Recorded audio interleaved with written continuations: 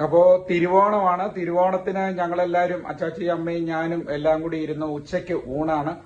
നമ്മള് ചെറിയ രീതിയിൽ കറികളൊക്കെ ഉണ്ടാക്കിയിട്ടുള്ളൂ. കാരണം നമുക്ക് അച്ചാച്ചിക്ക് അമ്മയ്ക്ക് പ്രായമാണ്. പിന്നെ ഈ പറഞ്ഞ കണക്ക് ഞങ്ങള് പരിമിതമായ രീതിയിൽ പിന്നെ ഒത്തിരി സാധനങ്ങൾ ഉണ്ടാക്കുന്നതിലല്ലോ, ഉള്ളത് നന്നായിട്ട് ഉണ്ടാക്കി കഴിക്കുക എന്നുള്ളതിലാണ്. അപ്പം ഞങ്ങള് ഓണത്തിന് ഞങ്ങള് ഇലയിലാണ് കഴിക്കുന്നത്. ഓണത്തിന് തിരുവോണത്തിന് നമ്മുടെ വീട്ടിലെ വാഴയിൽ ഇല വെട്ടി.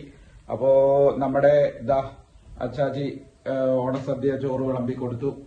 അപ്പോ അച്ചാച്ചി ചോറിനെയാണ്. പിന്നെ അമ്മയ്ക്ക് വിളമ്പി കൊടുത്തു. അമ്മയും ഓണസദ്യ കഴിക്കുകയാണ്. അപ്പോ ഇത് ഞാൻ എന്റെ ഇലയിലും ഇട്ടു. ഇതാണല്ലേ. അപ്പോ നമുക്ക് ഉള്ളത് ഞങ്ങൾ കുറച്ച് സാധനങ്ങളൊക്കെ കറികളുള്ളൂ കേട്ടോ. അതായത് നമുക്ക് ചോറ്, പിന്നെ അതിന്റെ കൂടെ പരിപ്പിയാറാണ് ഞങ്ങൾ ചാറായിട്ട് എടുത്തിരിക്കുന്ന പരിപ്പിയാറ്. പിന്നെ അതുപോലെ തന്നെ ഇതുണ്ടോ, ഇത് പരിപ്പിയാറ്. പിന്നെ അവിയല്, തോരൻ, ഇത് അവിയല്, ഇത് തോരന്. പിന്നെ ഇത് ക്യാരറ്റ് അല്ല ബീട്രൂട്ട് അച്ചാറാണ്. പിന്നെ പായസം.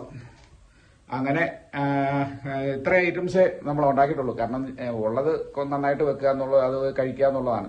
അപ്പൊ ഇത്രയും സാധനമാണ് നമ്മൾ സദ്യക്ക് വെച്ചിരിക്കുന്നത്. അപ്പൊ ഞങ്ങൾ സദ്യ കഴിക്കാൻ പോവാണ്. അപ്പൊ എല്ലാവർക്കും ഹാപ്പി ഓണം. ഹാപ്പി ഓണം പറയും. ഹാപ്പി ഓണം.